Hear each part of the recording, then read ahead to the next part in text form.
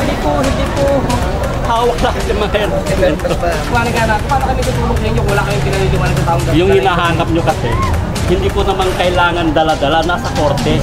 Walang pinagkaiba sa search warrant. Di ba pag nasa-search warrant ka, kailangan dala mo yung dokumento o may search warrant kami. Nga sila sabi niya sa amin kanina, bilang LGU, dapat tulungan namin sila. Okay, willing kami tumulong sa inyo. Pero yasa naipaliliwanag namin sa taong bayan. Ang kukunin po nila, bahay, kabuhayan po namin, kinabukasan ng mga anak namin. Kapag decide na siya na na-dismiss niya na itong kaso due to lack of jurisdiction.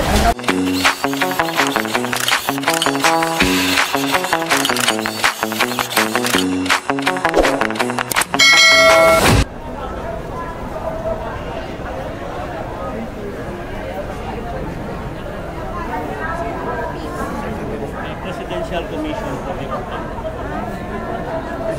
Sikop. Sila. Kayo yung mga pick-up. Urban Core. Oh. Commission on Urban for the Urban Core.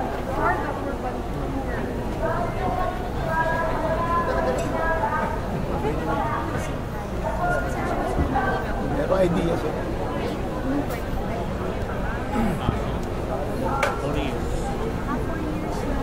4 years tumakbo kaso. So, ang nag-file is Ethan Ria. Yun ang sir, kailan nila Nasa court record. Court record. So, 4 years na sir na tumatakbo. And then, na-decision po yung MPC last year. 2024. 2024, sir. Mga October po. October yun. Yung notice na Demolition. ay yung notice na Para mailabas ko. pagka ganun sir, ito yung parang nag-predict talaga. Hindi ko demolish talaga. Pagka meron ng notice na Nagbigay pa ako ng final notice for demolition last February. May February pa. Final notice. February, March, April. February, ano po yun? 2020. 2025. Tapos na-receive po nila. Kung may mga ayaw nga nilang pumirma eh. Ayaw, sir. Usually sa ilang notice po ba yan bago na i-conduct yung ganyan? Sa lang? Ibig ko sabihin. Yung pagpapadala sa kanila. Every time na may order, Pero yung last is February. Sir, pagka PR, ibig sabihin, yung PTR po magagaling from them. higher. Hindi na sa MPC.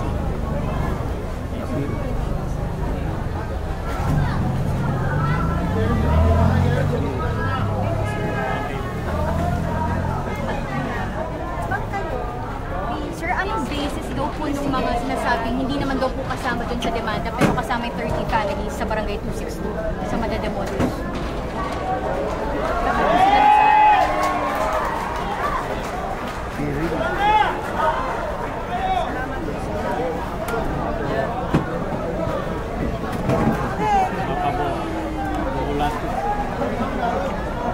Ano si CA? Nalaglag yung wire mo. Ilan square meter? 2,000? Na po, 2,000 plus wala na po meter. ngayon dito sa Masangkal. Mismo malapit dito sa Metropolitan Medical Center. And so, nandito si Konsehal Awi Sia at nandito rin si Vice Mayor Yul Servo Nieto. Yun na yung compliance kasi. Yun na kasi yung compliance ng court price na mag-comply sa requirement ng people. Hindi nga kailangan na. Ang hinahanap nila yung clearance as in clearance ng people. Hindi ganun. Pero doon sila magtanong sa people kung yun ang hinahanap nila. Compliance lang yun ng court. Ang PICOP, compliance lang. Ito. Kasi yun din ang hinihingit ng NCRP for police officer. Hindi sila magpapadala. Ang NCRP hindi magpapadala ng police ko. Hindi kompleto ang dokumento. Hindi dumaan sa mga. Sheriff, ano po siya nag-decision? Branch na po. Branch na po yun. Yun ang decision, sir. Branch MTC branch 24. 24, NTC 24.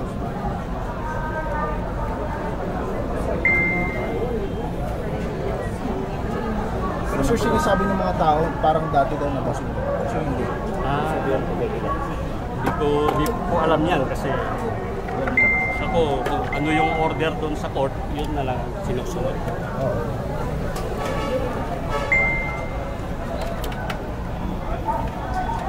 Sana- By grace to sir, itong pag-post. Matulungan yun namin. Pakita natin yung dokumento sa kanila. Pakita natin. Yun na yun. Pakita natin. Parang hinahanap ko. Hindi compliance na nga ho, yun na yun. Ayan o. Hindi as clearance na you are hereby authorized, hindi ganun. Compliance na yun ng court. lang. Kailangan. Yun na compliance ng court sa PICO, kaya pinadala na sa NCRPO. Kaya tapos na sa PICO. Ngayon, yung ano na lang, yung monetization ng ibibigay dun sa mga tenants, mag-assist sila sa pagbibigay. 38,700 each ayaw nila. Each household, sir. Each person. Each person. Ayun, sinitabi yung 200, naging 300. Oo. May pag-person, libo yan. Oo, sir. Oo nga. Nawili naman ng Libong tao yan. Regardless, sir. Kasi yung sa 300, yung sa 300 person. Per family o. Basta yung 300, kaya nandito, ibabalidate yung ano nila, o bibigay yung pera. Na-census yan, sir. May DSWD, may ano dyan, nag-survey dyan. Nag-survey rin ang yung local, May dokumento. Hindi ko hawak lahat yung mga Pero mas madali kasi natin mapapakausapan yung Pagdala yung dokumento. kung ano yung hinihingi nila. May bigay lang. nandun sa korte, nandun lahat ng file. Baka pwede natin. Almost araw-araw silang nagpapaserox. Ano pinagkaya pa sa search warrant? Di ba? Hindi. Ito nga. Bago ka mag-search, kailangan, dala mo yung papel. Demolition order na nga. Demolition. Dala yung papel, pare-paliwanag nga natin. Paano kami tutulong sa inyo kung wala kami pinaliliwanag sa taong dahil? Yung hinahanap nyo kasi, hindi ko naman kailangan dala-dala, nasa korte. Hindi, sabi mo, gusto mo tulungan ka namin. Paano kami tutulong kung di namin nakikita na yung dokumento? Paano yung paliliwanag sa tao? May demolition order na. Kaya nga, di ba sabi mo bilang LGU, gusto mo tulungan ka namin. Paano ka namin tutulungan kung wala kaming papel na pinakikita sa kanila? Na dapat bit-bit po, sheriff, di ba? Tulungan na tayo, sheriff. Tulungan na namin mga tao. Ayaw nyo lang, ano. Paano kami tutulong? Wala kaming dokumento. Dala namin kwento lang. Di ba, sheriff? Pwede nyo makuha nyo lang sa So, hinihingin natin yung physical Alin? copy. Yung Hindi yung court record yun, vice eh. Hindi ko naman dalhin yung buong record ng korte. Dala ko yung demolition Kasi order. kagaya niya, puro lang tayong kwento. Paano ang pakikita namin? Gusto namin siya tulungan, hindi namin magawa kasi wala yung physical na dokumento. Walang pinagkaiba sa search warrant. Di ba pag sa search warrant ka, kailangan dala mo yung dokumento. O, may search warrant kami. Parang ganito, may demolition kami, ito yung papel. Asan na? Para makita rin naman namin. Para makita namin, papaliwanag namin sa tao. Paano yung paliliwanag sa tao? Kagaya niyan. Kapag akaalam namin, isa sa requirements yung clearance ng PCUP. Ang problema, ang pinakikita nila, transmittal. Hindi clearance. Ibig sabihin, hindi clear. Kasi walang clearance eh. Iba yung transmittal, iba yung clearance. Yun ang hinihingi namin para mapakita namin sa taong bayan. Di ba? Yun lang yun. Yun gusto namin. Wala nga sila sabi niya sa amin kanina, bilang LGU, dapat tulungan namin sila. Okay, willing kami tumulong sa inyo. Pero asan yung papel na ipaliliwanag namin sa taong bayan? Wala naman silang bitbit na papel. Sa Siligan, are you part of the homeowners po? City Councilor po.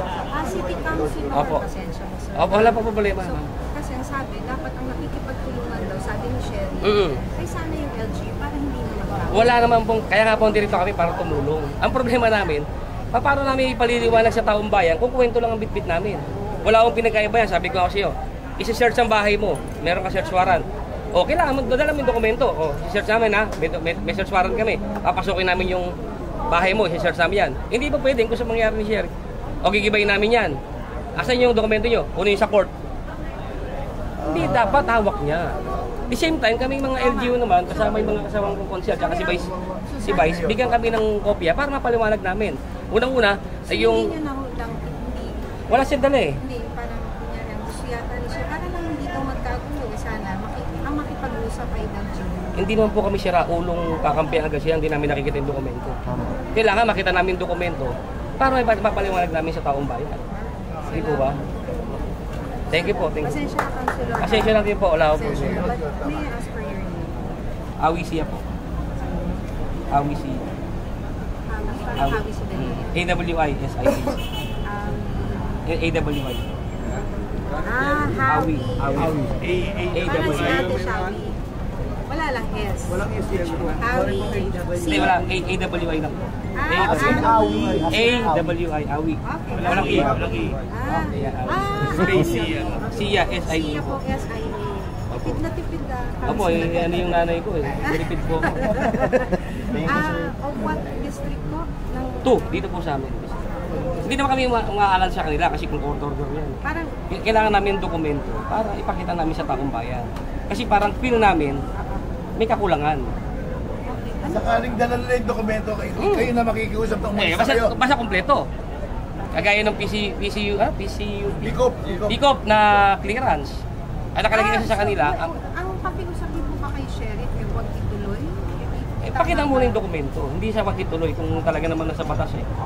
Ngayon, kung hindi kompleto. So you're here, bakit po kayo dito? Para maging representante ng mga tao at ng mga kapulisan na huwag magkaroon ng gulo. Ayaw namin magkaroon ng gulo dahil unang-una yung lugar na yan. Ayun na kasi sa piling. Ayun na sa piling. Bakit pa kayo nandito para pigilan yung gulo na mangyayari kasi karamihan dyan, matatanda, bata, na talagang may hinanakit pa yung damdamin nila. Kaya kami nandito mga LGU para hindi mayayos. Hindi naman kami tumulong. Basta importante, yung dokumento nila, kompleto. Ang problema, ayaw na ipakita sa amin.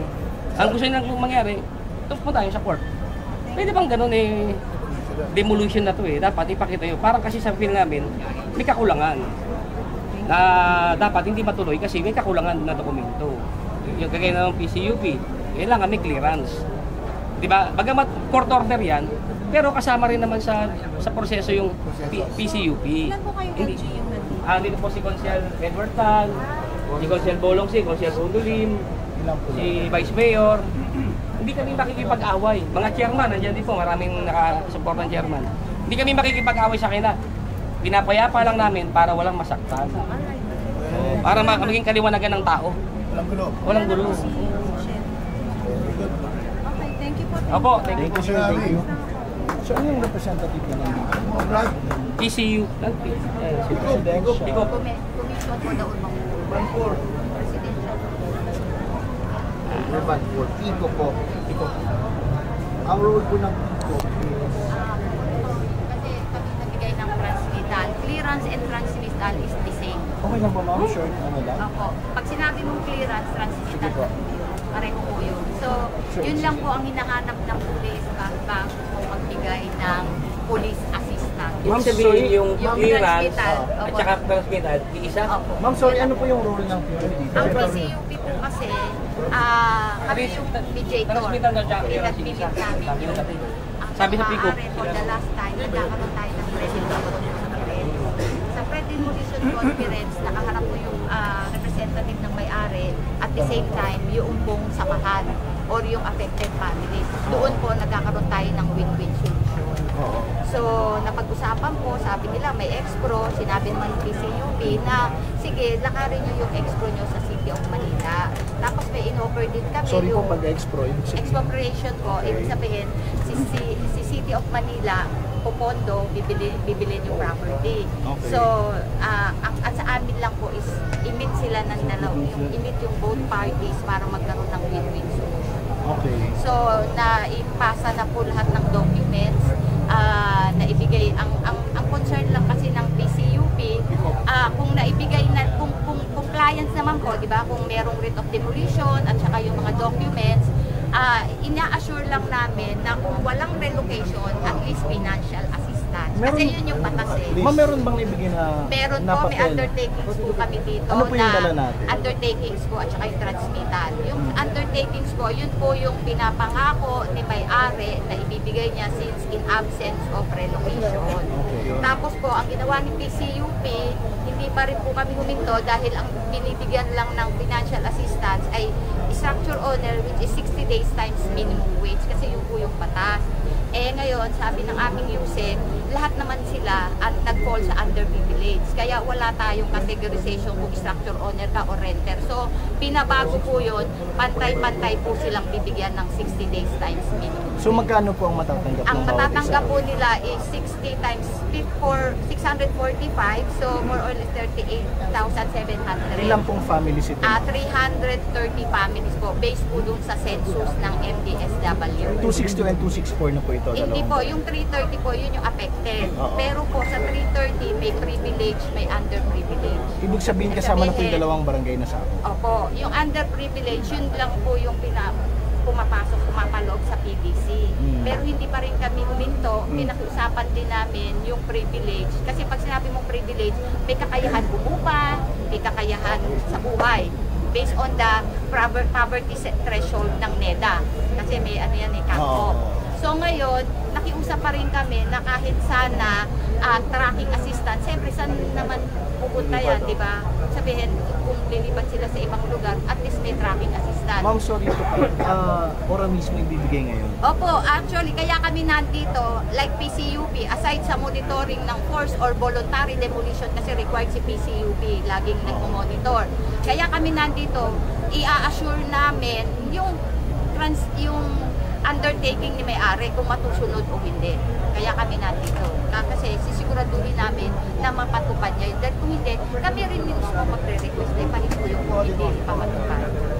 So, yun po. Ma'am, tama ba kayo yung go signal from court? Hindi po kami ang go signal baka makorek ang sige. police po. Okay. Ang sa amin lang, one of the requirements of the police assistance is the transmittal per se. Yung transmittal Yung transmittal po yun, anong dokumento? nakalagay po doon na ito ay pumasa na doon sa section 28. Ang ano lang po ng PDC, masunod yung section 28. Ano po yung section 28? Yun po yung sa RA 7279 na nakalagay nga kung lahat ng apektadong kwalipikadong pamilya dapat makatanggap ng relocation or financial assistance. So kayo po sa financial assistance? Hindi po. Dahil nga ang NHA, ang sabi nila during PDC, ang priority nila is the flagship project. Kaya hindi sila makakapagbigay sa ngayon sa mga private affected families. So, ang iano mo dyan, kung walang relocation, dapat meron financial assistance. So, yun po yung hiningi namin at undertaking.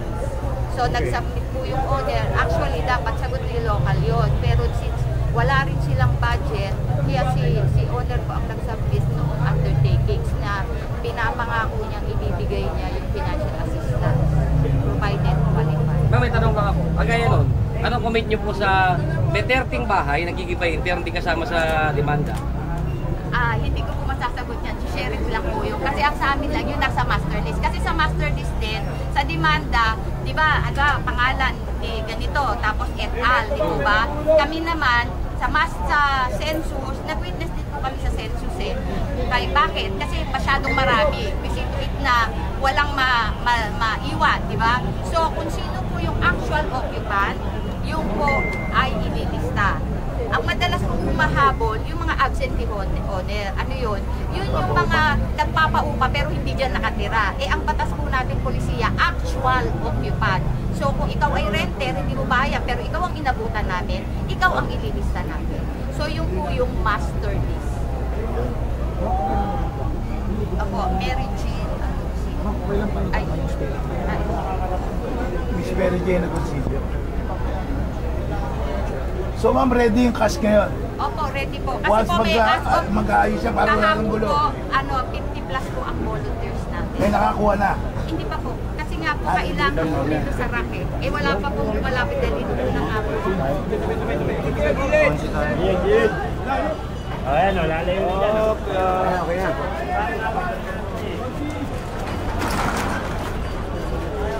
Kunsi.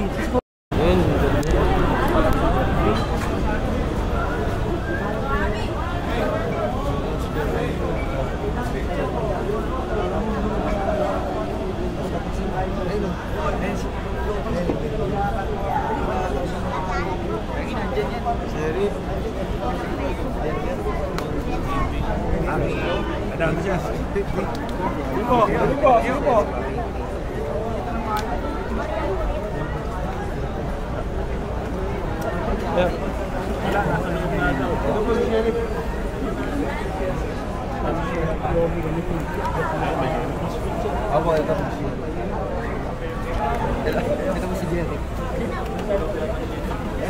Ito si Jerry. May karibigyan ba siya?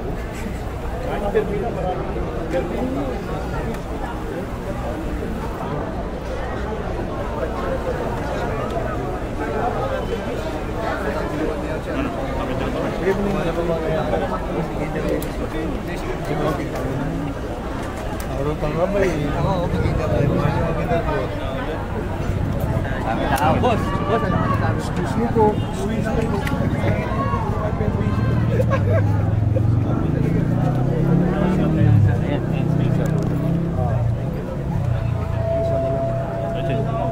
Sige ba?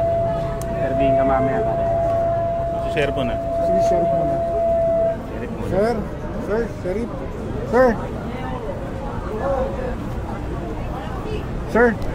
Sir, bigyan na kami ng konting sir, ng konting detalye sir, information. Ano ba nangyari dito? Ba't sila i-demolish? Mayroon ng court order to na for demolition. Ngayon nakaset ng demolition. Bakit sir i-demolish sila?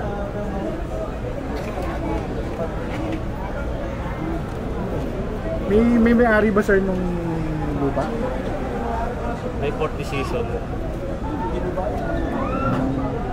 So ngayon sir, tuloy ba yung demolition o i-improve mo? Pinapatila lang.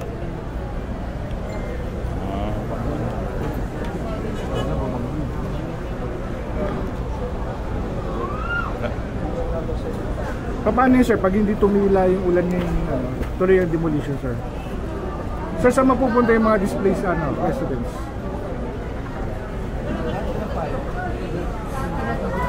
Saan sila sir dadalhin after na ma-demolish sila? May monetization na pinagkasunduan sa Pico. Saan nga yun sir? Nandito, bibigay, pag umalis sila, bibigay yung pera. Sir, babayaran sila. Ano yun sir, bawat pamilya, bawat family, magkano matatanggap nila sir?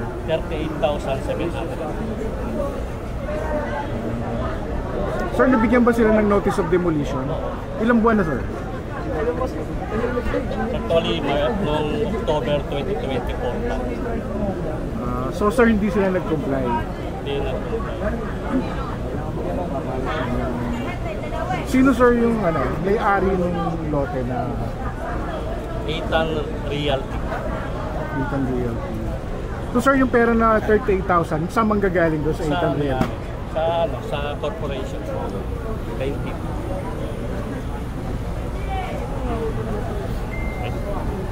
Hindi ba sila sir nag-appeal o nag-ano? Nag-appeal, puro denied. May mga pinal silang mga motions, pleadings, denied. Bawa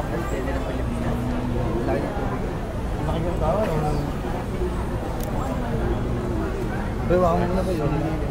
Sino ba nakakasama dito? Sino ba nakakasama dito? Sir.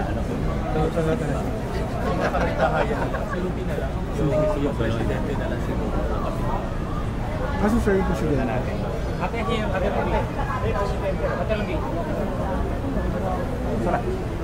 Ayun.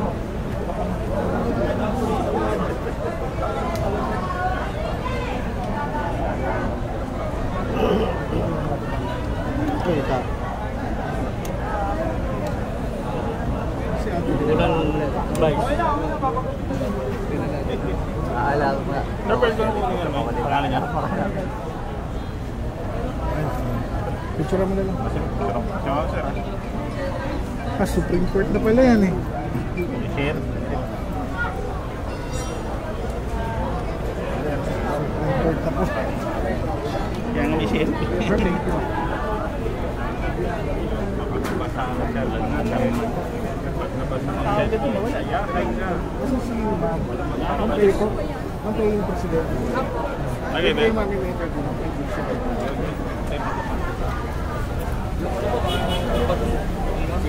At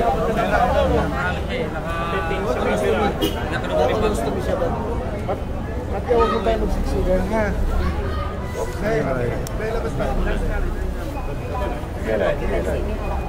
Tabigay sila nanay. Tambay. Ma'am, ano po pangalan nila? Ako po si Ruby de la Costa. O ma'am Ruby, i-demolish daw po kayo ngayon. Anong gagawin ninyo? Ito nga po ang kasalukuyan namin ginagawa. Nakikiusap po kami kay Sheriff na sana mapagbigyan na kahit paano mabigyan kami ng pagkakataon na papalawin pa itong araw na pananatili namin dito. Kasi wala naman po talaga kami na-receive na order galing sa court na notice, nagigibain kami. Ang nalaman na lamang po namin at napaghandaan itong demolition na to, nung aksidente po namin nakuha yung memo galing sa PNP na kung saan bababa raw sila ng May 19 kasama yung police assistance nila para lang raw po mag-mapping, mag-actual physical mapping sila. Pero after that, ang dami nilang police na kasama noon. Tapos ngayon po yung actual na demolition. Pero wala pong natatanggap ang mga tao. Yun lamang po yung natanggap namin. Aksidenteng nakuha namin yung memo ng police na magkakaroon po pala ng demolition ngayon. Ma'am, bibigyan daw po kayo ng 38,000 per family para after i-demolish. Katanggap-tanggap po sa inyo. Saan po makakarating po yun? Ang kukunin po nila, bahay, kabuhayan po namin, kinabukasan ng mga anak namin. Saan po namin lalagay yung mga bata? Saan po namin dadalhin yung mga matatandang may sakit? Kung itutuloy po nila yung mga demolition ngayon. So anong gagawin ninyo ngayon? Lalaban ba kayo pagka pinili talaga nilang makapasok na demolish mga... Hanggat maaari po sa makataong paraan, ginagawa po namin ang lahat. Sana po mapagbigyan po kami ng due process. Sabi po nila, nag-pick up daw, may clearance na po sila. Talaga pong may sulat, imbitasyon sa amin ang pick up. Nagkaroon po kami ng conference isang beses. After noon, hindi na po namin alam kung ano ang nangyari. May bumaba sa aming report na galing sa DSWD, nakatalagon yung mga pangalan ng mga apektado na na-interview nila. Hindi po nakalagay yung privilege, underprivilege. Hindi po sa amin pinaliwanag yun. Pero ngayon sinasabi po ni Sheriff, kumpleto na raw po yung papel nila, may clearance na raw po sila. Pero wala naman po sa amin ipinararating. Wala pong nakakarating po sa amin. So, nanay, ano na mangyayari sa inyo yan? Binigyan ba kayo ng... Kasi ganito binigyan po. po ba kayo ng pansamantalang titirahan? Wala rin po. Wala po silang inaalok na pansamantalang relokasyon. Wala po. Kasi lagi nilang sinasabi, privado raw po yan na pag-aari nila. So, ma'am, anong halimbawa, ma-demolish kayo dyan, tatanggapin niyo ba yung 38,000 na anak sa inyo? Hanggat maaari, hindi po kami papayag na ma-demolish po ngayon. Kaya nga po kinakausap po namin si Sheriff. At isa pa, itong demolition na to, naniniwala po ang mga tao dyan na na illegal. Bakit po? Kasi sa branch 24 kung saan nag-issue ang judge ng writ of demolition, writ of execution, in-issue niya po yan, yung decision na yan, pero prior to that decision, nakapag-decide na siya na na-dismiss niya na tong kaso due to lack of jurisdiction.